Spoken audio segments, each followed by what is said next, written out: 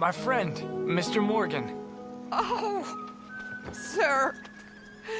Brother Dorkins told me about the what? Mr. Morgan! Excuse me, Father. Sister, I got your cross. You didn't. Oh, I did. Oh, I hope the boy... He's fine, physically. Mentally, he's a piece of work, but who am I to say? Brother Dorkins was right about you. You are the most wonderful man. Brother Dorkins is greatly deceived, I'm afraid. You know, a long time ago, I was like you. I very much doubt that. Oh, no, I did terrible things, awful things. And I could not stop doing terrible things because I did not believe that goodness existed. And then one day, I saw that love did exist. And ever since then, doing bad things became, well, not impossible, but ridiculous. I guess I'm just hoping for a dignified exit. I shall pray for you. Oh, I'm not a religious man, sister. I'm an outlaw. Oh, what fun. Religion is just a word. Hearts are rarely pure, but equally they are rarely impure either. I'm dying, sister. Okay. Yeah, I got TB. I've lived a bad life, sister. Life is full of pain, but there is also love and beauty. I guess I'm afraid. There is nothing to be afraid of, Mr. Morgan. Take a gamble that love exists and do a loving act.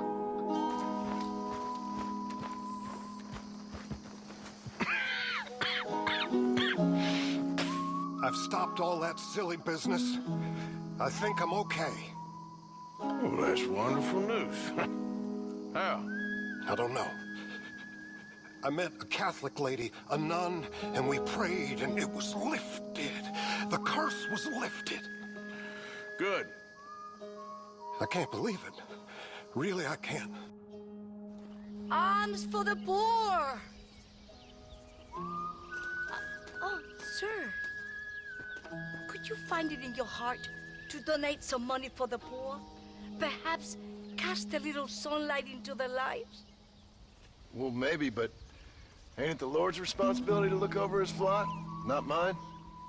Yes, but the Lord has brought you to me so you could help me. They're at their wits' end, and their faith has been cast aside. All it would take is a few dollars to get them started on the right path, so they could see they're those who care. A few dollars to completely restore someone's faith? I never knew life was so simple. There you are, sister. Yes. Life is much simpler than we make it. Gracias, Señor. And God bless you. Heston Jameson. Not a wealthy man. I run a prison. Oh, eavesdropper.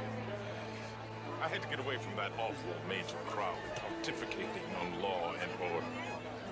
You should see my prison. That's what law and order looks like. Hopefully as a visitor, not as an inmate. Indeed. Well, enjoy the rest of your evening, sir. Now, why don't you apologize to the lady for pointing a gun at her? Excuse me? I said apologize. I'm sorry, ma'am. Ain't no harm done. So, where do we go? Towards the entrance, I guess. And who's in charge of this fine establishment? Mr. Jameson? Sir? Jameson? Heston Jameson? Yes. Not his brother Archibald. He owns the mine up in Harrisburg. My God, what a family. Yes. He's been quite an exacting boss at times. I'm sure. They're not gonna let you do this.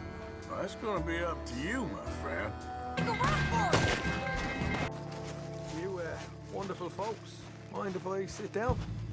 Dad was a wanted man. And they found him. Then they didn't want him so much. The British chased him over here and shot him. this bed. The McGuire family history.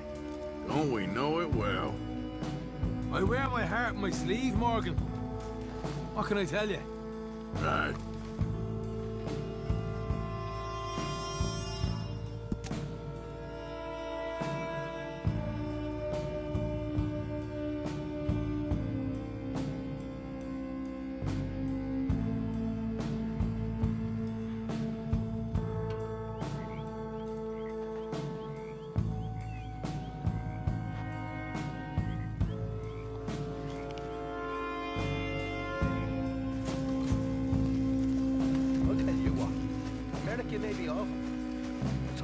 Better than Ireland. At least you boys had the good sense to get rid of the damn English. Ain't nothing worse than be one of their colonies. I'm telling you. Bunch of Protestant know-it-alls, I tell you. Ridiculous. Who the hell do they think they are anyhow, huh? Makes me skin crawl every time I hear the sound of that voice. Old Dutch knows. I see an Englishman, I have to kill him just to get a bit of bloody peace. Ah, I'm only joking. I love the English. It's the Scots I can't stand.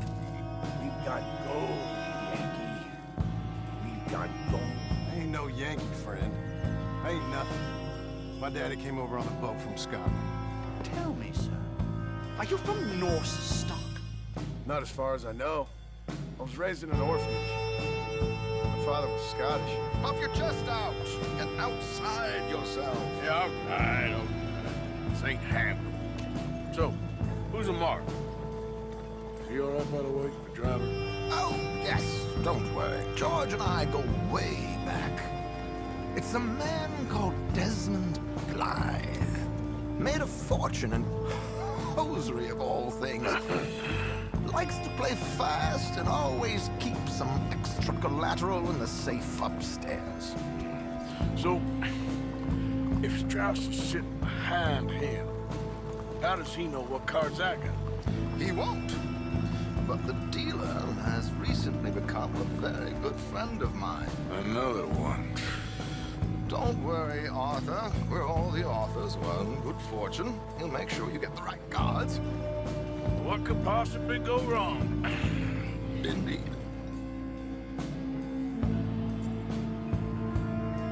I am 100% all in, Mr. Callahan. Don't worry, sir. Everyone is the author of his own good fortune. Well, nothing ventured, nothing gained.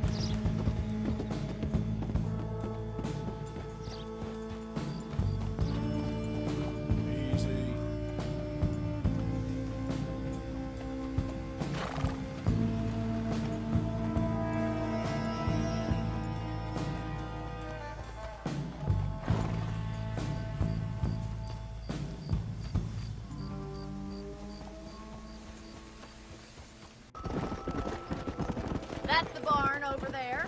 Paul built it himself when I was just a little girl.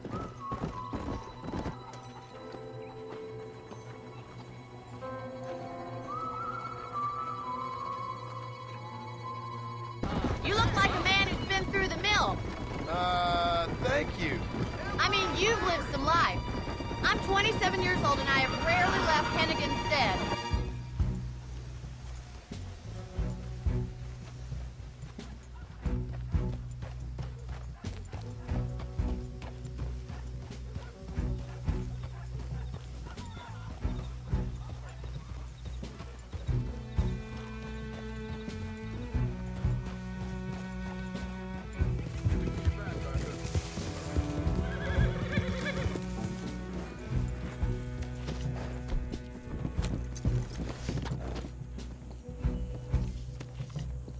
Hey, Mary Beth.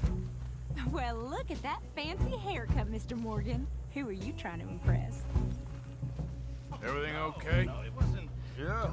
Well, don't you look slick? Trelawney got me all tarted up for that riverboat job. How you doing, Abigail? My, I do like this new haircut of yours.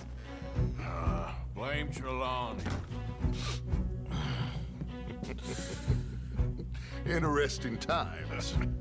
I guess. So what's next? Dancing lessons? Deportment? More along the lines of armed robbery. Hosea is handling reconnaissance on the bank. He and Abigail are gonna run some distractions, see how the law reacts. Good. Oh, and I spoke to Evelyn Miller. Fine man.